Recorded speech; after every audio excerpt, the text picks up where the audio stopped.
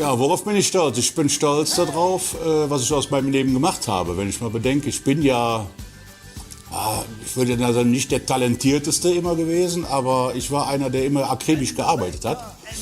Und ich glaube, dass ich dadurch schon verdammt viel erreicht habe. Und zwar, wenn man mal auch bedenkt, dass ich mittlerweile ja seit über 20 Jahren mein Geld damit verdiene. Mit der Musik, ja, glaube ich schon, dass das kann, obwohl ich nicht studiert habe, wie andere, glaube ich, kann ich darauf sehr, sehr stolz sein. Und natürlich, klar, wie man so halt so ist, man ist ja Papa, ne? Ich meine, das kennen viele selber und dementsprechend meine Kinder natürlich. Da muss man schon sehr stolz drauf sein. Wir standen in der Reihe, Oh, was würde ich am Karneval verändern? Ist schwierig, aber ich würde ein bisschen wieder back to the roots gehen. Also ich würde einfach versuchen, mal es wieder so zu machen, wie es vielleicht früher auch mal war. Ich weiß, der Karneval ändert sich immer und er muss sich auch ändern. Ich sehe es an meinen Kindern selber, dass sich der Karneval heute auf ganz andere Sachen dreht, wie es früher zu meiner Zeit schon war oder wie es dann auch bei meinen Eltern war. Aber ich hätte gern zum Beispiel noch mal ein Colonial-Duett auf der Bühne. Also mir fehlt das so ein bisschen, dass aber obwohl dieses Jahr die Redner ja gut gekommen sind, aber ich würde gerne wieder back to the roots gehen und das Kommerzielle müsste mal wieder ein bisschen mehr in den Hintergrund treten, weil mittlerweile ist Karneval, muss man leider so sagen, ein richtiges Geschäft geworden, was nicht immer gut ist.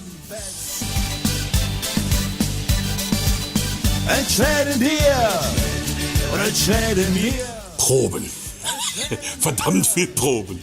Also man muss dazu sagen, ich glaube, meine andere Bands sind mit Sicherheit genauso fleißig, aber ich glaube, über die letzten 5, 6 Jahre, ich meine, ich bin ja nur auch Gründungsmitglied von Sibbeschuss und ich weiß, wie akribisch wir hier gearbeitet haben und wie viel wir geprobt haben, weil wie gesagt, ich habe es eben schon mal erzählt, wir sind nicht die talentiertesten, vielleicht nicht, aber wir sind definitiv gute Arbeiter und wir proben verdammt viel. Und was ich immer wieder toll finde, ist, dass wir uns auch außerhalb mal treffen. Es hat einer Geburtstag, wird ein bisschen gefeiert. Der eine kriegt einen neuen Grill geschenkt, da wirst du dann mal zum Grillen eingeladen.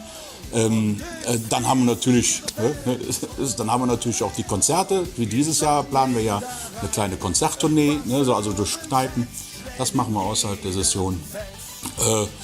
Wie gesagt, ansonsten viel Proben. Gott sei Dank, macht auch wahnsinnig viel Spaß.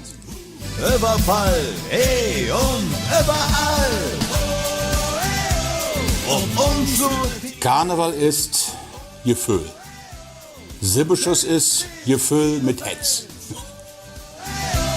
Wir standen in der Reihe, etwas abends jetzt schläden jeder. Das ist typisch Kölsch. Das fragst du eine eiferne Junge.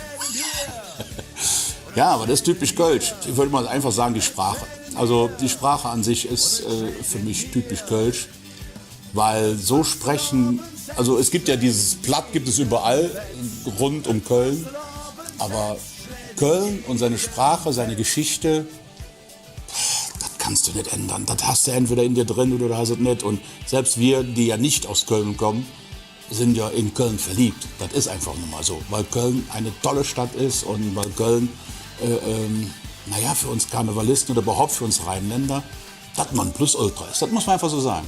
Und das ist für mich Köln. Köln ist Köln.